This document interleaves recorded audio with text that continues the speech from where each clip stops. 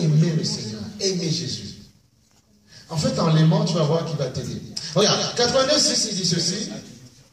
Il dit, j'avais dit, vous êtes des dieux. Vous êtes tous des fils du Très-Haut. Cependant, vous mourrez comme des hommes. Il dit, vous tomberez. Pourquoi? On verra, c'est une conséquence. Parce que tu ne veux pas comprendre qui tu es. Cependant, vous mourrez comme des hommes. Vous tomberez comme un prince quelconque. Qui ne vaut rien, quelconque. Vous êtes des dieux. Pourquoi vous êtes des dieux? Parce que tu as été enfanté par la semence divine. Le problème, c'est ce qu'on a dit dimanche dernier. Tu es, je ne sais pas moi, Camerounais, Africain, tout ce que tu veux, ou entier, ou européen, peu importe. En fait, c'est ça qui vous parle le plus. Alors que non, tu dois comprendre qui tu es. Quand il dit que vous êtes des dieux, quand il dit Pascal, tu es un dieu, il ne parle pas à ta chair. Parce que Dieu est esprit. Dieu n'est pas charnel. Donc Dieu parle toujours à ton esprit. Tu es un Dieu, mais spirituellement. Et ton rôle, c'est de soumettre la chair, l'écraser, afin qu'elle puisse voir la gloire qui doit être dans ton esprit. Ben oui, tu n'es pas n'importe qui. Et l'ennemi, le sachant, il va utiliser ta chair pour quoi faire? Pour te soumettre et t'empêcher de comprendre qui tu es réellement. Alléluia. On se concentre là. Enfin, il faut se concentrer là, c'est très sérieux. Vous êtes des dieux. Vous n'êtes pas n'importe qui. En fait, tu commences à dominer parce que tu te révolutionnes dans ta tête. Tu n'es pas n'importe qui. Voilà aussi le Seigneur nous dira, nous sommes esprits, et dans l'esprit, il n'y a pas de sexe. Amen. Mais dans la chair, nous sommes hommes et femmes, à but de montrer la diversité de Dieu. Voilà pourquoi quand Dieu dit à un homme, à une femme, sois comme ça avec ton mari, sois comme ça avec ta future, en fait, ce n'est pas pour t'écraser, c'est pour, mais il te parle spirituellement. Afin que tu montres ça, la diversité de Dieu. Donc ce n'est même pas pour un homme que tu le fais, c'est pour Dieu que tu le fais.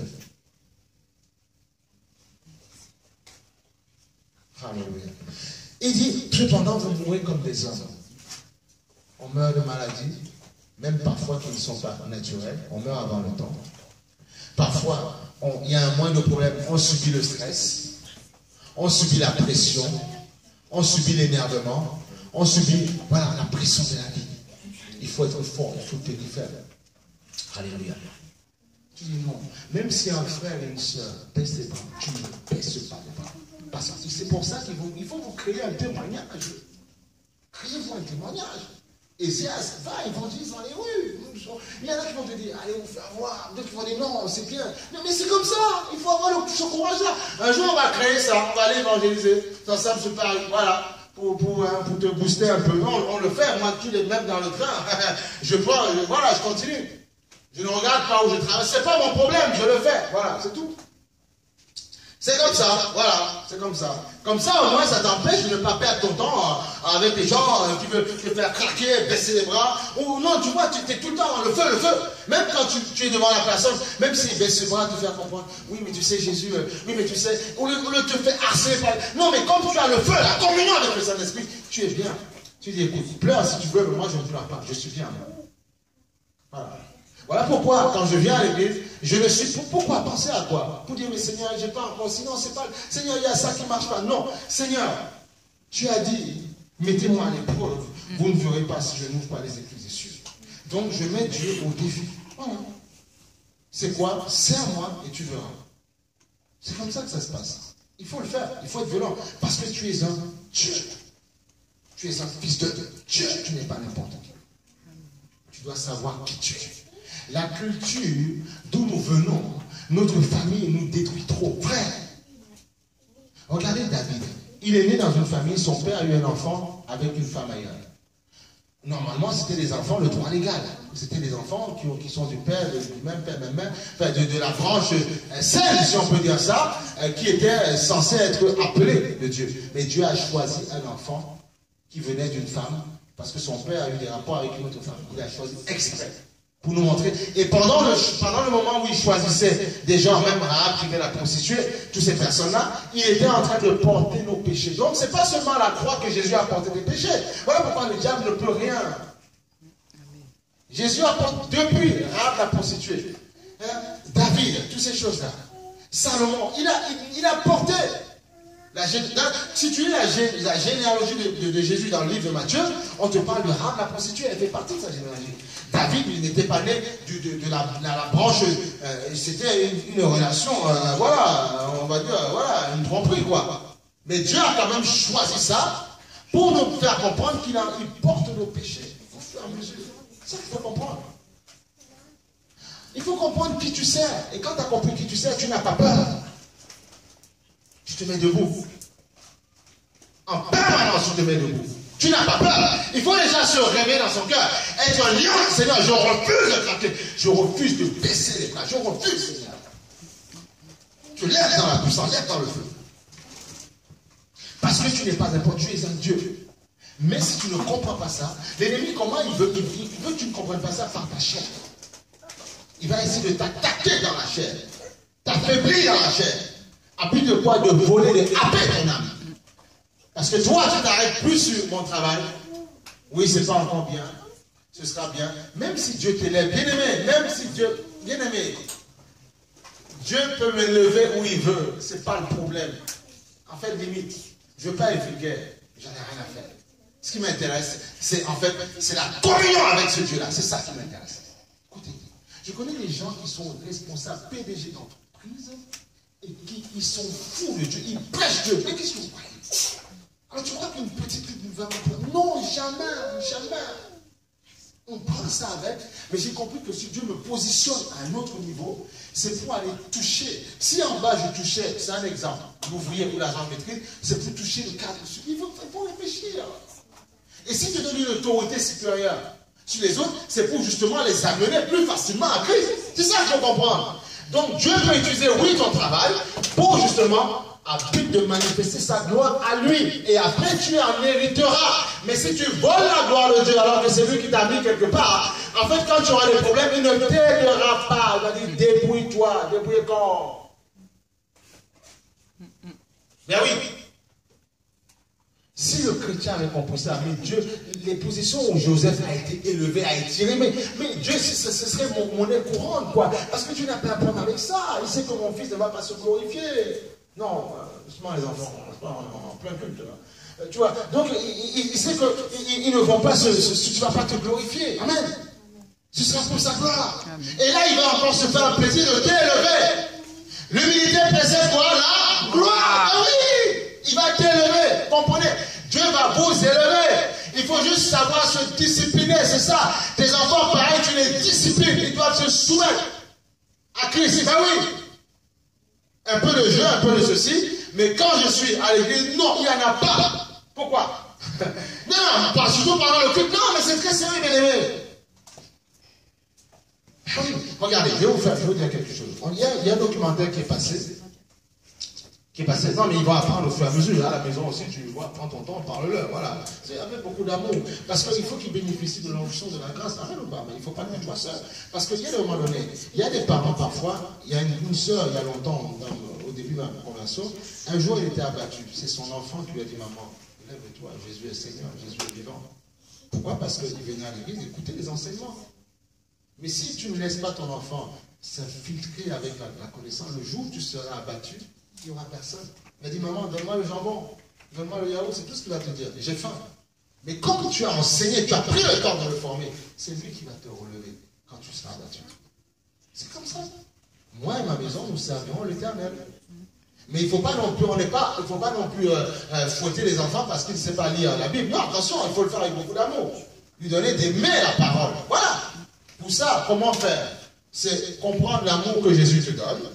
Et en retour, Jésus ne te fouette pas quand tu déconnes. Il te reprend, c'est tout. Mais en retour, aime aussi ton enfant. Quand il déconne, reprend le gentiment, même-le. Ben oui, agis avec ton fils comme Jésus agit avec toi. Ce n'est pas tout le temps le bâton.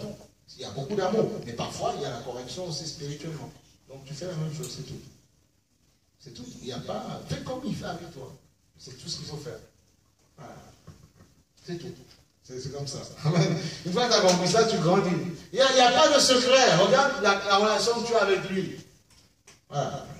Et fais la même chose. Et tu verras que c'est automatique, ça marche. C'est tout.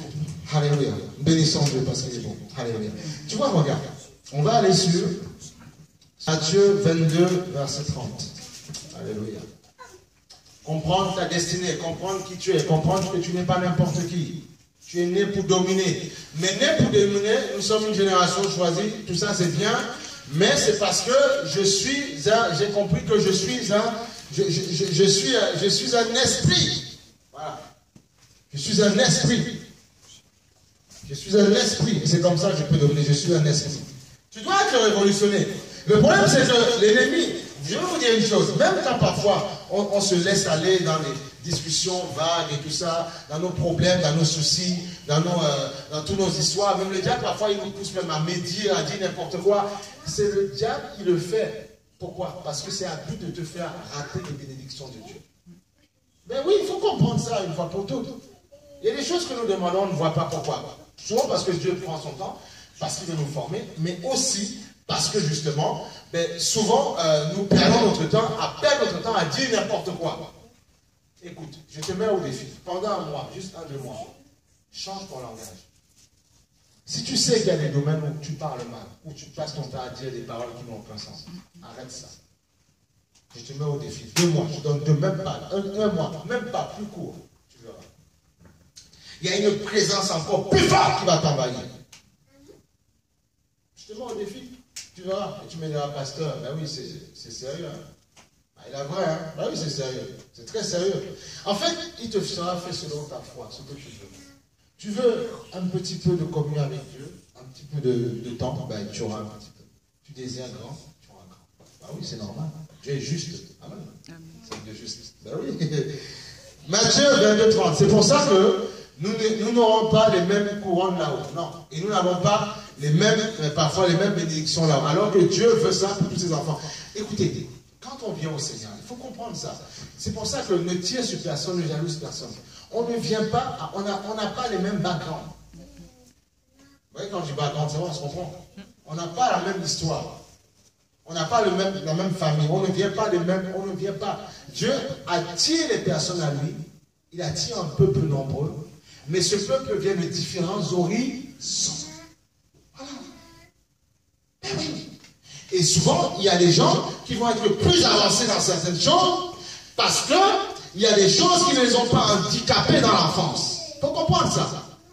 Là où tu as peur, parce que nous, on peut dans ça, on dit les djoudjou, je sais pas, les gangan, c'est tout, tu as peur. Il y en a qui ne vont pas être dans ce domaine-là. Pourquoi? Parce qu'ils n'ont pas vécu ça, donc ils ne sont pas soumis à ça. Et l'homme est esclave de ce qui a triomphé de lui. Voilà pourquoi, si tu sais qu'il y a des choses qui ont triomphé dans ta vie, où on t'a traité, je ne sais pas, peu importe ce que tu as vécu dans ton enfance, il faut rapidement, tu ne dois pas jouer. Si ton frère joue, vous n'avez pas la même histoire. Toi, tu dois te prendre la main. Il y a même dans les couples, parfois on n'a pas les mêmes challenges. Il faut comprendre ça. Pourquoi? Parce qu'on n'a pas vécu les mêmes choses dans l'enfance.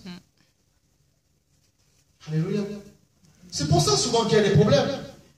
Parce que ce ne sont pas les mêmes challenges. Non. Ce ne sont pas les mêmes combats. Ah non, je vous assure, bien aimé. Mais oui, tu peux te marier avec quelqu'un. Non, c'est un exemple. Véridique, il y a tellement de choses. Et tu peux te marier avec quelqu'un, une femme ou un homme, hein, qui a, malheureusement, hein, qui a été vaincu parce qu'il regardait dans son enfant, dans son jeunesse, des filles bizarres. Ouais, on se comprend, des filles bizarres. Et toi, tu n'as pas été vaincu par ces choses-là.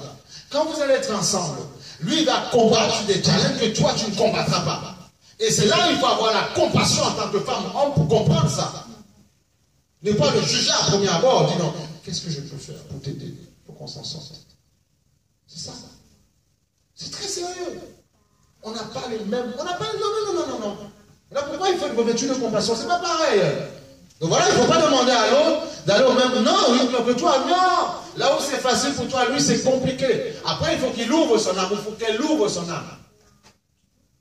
Il y en a qui ont vécu l'inceste et tout ça. Ils viennent dans le Seigneur. L'autre n'a pas vécu ça. Il a vécu dans une famille choyée et tout ça. Il était bien, tranquille et tout ça. Mais même si Dieu dit, nous sommes une génération choisie, nous sommes plus que le cœur. Mais que tu le veuilles ou non, lui, il a des choses dans son âme qui le retiennent captif. Toi, tu es tranquille. Mais lui, son père ou sa mère est passé par là. Toi, c'est compliqué, ben oui, bien aimé. Il y en a qui vivent ces choses-là. Donc, tu as beau, parfois il y a des gens, même pendant que tu sens le feu, mais lui, il est compliqué parce qu'il y a encore des choses qu'il accuse dans son âme. Voilà pourquoi chacun ne doit pas saisir pareil. Vous devez être violent. Si ton frère ne veut pas être violent, toi, tu dois être violent. Tu dis, Seigneur, maintenant, je rentre chez moi. J'ai compris que je suis un fils de Dieu, une fille, je ne suis pas n'importe qui. Ça, Seigneur, je laisse. Ça, j'arrête. Ça, voilà. Voilà pourquoi, quand nous, on s'est donné au Seigneur, beaucoup n'ont pas compris. Et frère, même des linges où je savais, ça c'est moi, je demande pour rien de m'imiter, attention, où je savais que ça avait un contact avec, je ne sais pas, où j'avais vécu, je ne sais pas, même j'étais en boîte et tout ça, j'ai tout mis dans un sac, j'ai balancé tout. J'ai jeté. C'était radical. Mais je me rends compte que c'était nécessaire. Dans ce j'ai des ballons. Allez, poubelle. J'ai dit, Seigneur, tu me redonneras d'autres linges. Voilà. C'était comme ça. C'est comme ça. Ah, c'est comme ça. Parce que c'était une nouvelle vie. Amen. C'était une nouvelle vie. Pourquoi? Regarde, on va aller dans Jean, une nouvelle vie. On reviendra tout à l'heure dans ce qu'on a lu. Jean, regarde, parce que il faut vraiment que tu comprennes qui tu es. Tu n'es pas n'importe qui. Il faut que tu comprennes. Jean 1, verset 12. On parle de la parole, Jésus qui s'est fait chair et tout ça. Saisis la parole. Ne te dis pas que c'est une histoire, c'est des histoires. Ce qui est plus important, c'est mon travail, ce que je fais dans la vie. Non, c'est pas ça le plus important. C'est pas ça. C'est pas ça le plus important. C'est pas ça le plus important. Ça, c'est secondaire. Tu en as besoin pour manger, pour aller au travail, pour vivre, nourrir tes enfants. Ça. Mais comprends ce que Dieu veut te dire. Il dit quoi dans le verset 12? 1,12. Mais à tous ceux qui l'ont accepté, qui ont cru, qui ont dit oui, qui ont accepté Jésus-Christ comme Seigneur et Sauveur, après qu'ils sont passés par les eaux du baptême, amen, il dit ceci, à tous ceux qui l'ont accepté, à ceux qui croient en son nom, elle a donné le droit, amen, le droit, c'est un droit, le diable ne peut pas te dire le contraire, tu dois mettre la parole de Dieu au défi, et défier le diable avec la parole, le droit de devenir enfant de Dieu. Puisqu'ils sont nés non du fait de la nature, ni par une volonté humaine, ce n'est pas mon père et ma mère qui sont accouplés pour moi, non, c'est Dieu qui a voulu.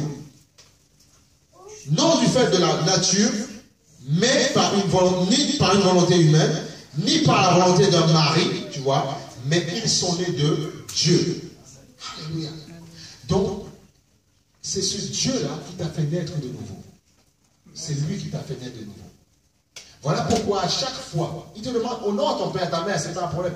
Mais à chaque fois que tu t'appuieras sur ta famille pour t'en sortir, tu n'auras pas la solution. Ou bien de manière volontaire. À chaque fois que ça va aller mal à la maison, tu décroches ton téléphone, tu veux d'abord appeler maman, papa, les frères, ça ne marchera pas comme ça doit. Les hommes humains peuvent se donner des conseils. Un homme de Dieu, c'est autre chose, mais je parle des hommes humains, des conseils. Amen. Mais l'impact ne sera pas pareil. Pourquoi? Parce que ce que tu n'as pas fait avant, tu ne t'es mis par terre. Tu n'as pas dit Seigneur. Comme ils disent en anglais, Heavenly Father, Père éternel. Tu vois, tu n'as pas parlé à Dieu. D'abord. Tu n'as pas demandé le conseil de Dieu d'abord. Et c'est ce qui fait que parfois, même les réponses, on est bien. Mon frère, ma soeur, qu'est-ce que Dieu dit pour moi? Tu te rends compte de ce qu'il m'a fait? Tu te rends compte de ce qu'il m'a fait? C'est bien, tu décharges ton cœur. Mais le problème, c'est que tu vas dire, oui, mais, non, mais, et quand on dit aux gens, est-ce que tu pries, est-ce que tu décharges? Oui, mais tu décharges aux gens, mais tu ne décharges pas à Dieu. Écoutez, si tu passes 1 heure de téléphone à quelqu'un, avec quelqu'un, en train de lui exposer tes problèmes, passe 1h30, ou 1h05, 1h0, 1 avec Dieu. Et là, ce sera mieux. Si tu trouves que c'est trop, ben passe 10 minutes avec quelqu'un au téléphone et passe 30 minutes avec Dieu, dans la prière. Et tu verras. En fait, il faut que Dieu soit le premier dans ton cœur. C'est à ça qu'il t'amène à comprendre. Et c'est là que tu verras sa gloire. Beaucoup ne voient pas la gloire. Pourquoi? Parce qu'on fait plus confiance. Voilà, mais, oui, tu vas bien, mais tu sais, tu sais, non. C'est bien un temps. Mais Dieu, il dit, mais je vois ma fille souffrir, je vois mon fils souffrir. Mais il ne m'invoque pas assez. Il ne prie pas assez. Il ne m'appelle pas assez. Dans les transports, tu parles à Dieu. Au lieu de te souvenir de ce que tu as, comprends que tu es un enfant de Dieu. Tu es certes dans la chair un enfant de ton père et ta mère, mais tu es un fils de Dieu. Donc, et on dit que la chair ne profite à rien. Amen. Mais l'esprit vivifie et moi. Voilà. Si l'esprit vivifie, ça veut dire que l'esprit doit être premier en toi. Et Dieu est esprit. Ton père et ta mère sont jamais en premier. Mais Dieu est esprit. Et comme Dieu est esprit, tu dois, et comme tu es esprit maintenant, tu es une âme qui vit dans un corps, tu dois parler au divin aussi. Et là, tu auras la solution divine. C'est comme ça que ça se passe. Amen. Ah, il n'y a pas le choix. Si tu ne veux pas comprendre comme ça, tu vas te faire avoir. Tu n'as pas le choix. Et c'est comme ça que Dieu va diligenter les anges pour nous. Donc, on a vu que tu n'es pas né de la chair. Amen. Regarde. Et après, on va aller sur, on a vu Matthieu 22:30. On revient sur Matthieu 22:30. Alléluia. Il faut comprendre ces choses-là, une fois pour toutes. C'est quel homme, c'est quel mari, c'est quelle femme, c'est quel fiancé, c'est quel homme ou femme qui va t'embêter. Mais c'est quoi cette affaire? Non! Mets tes genoux par terre.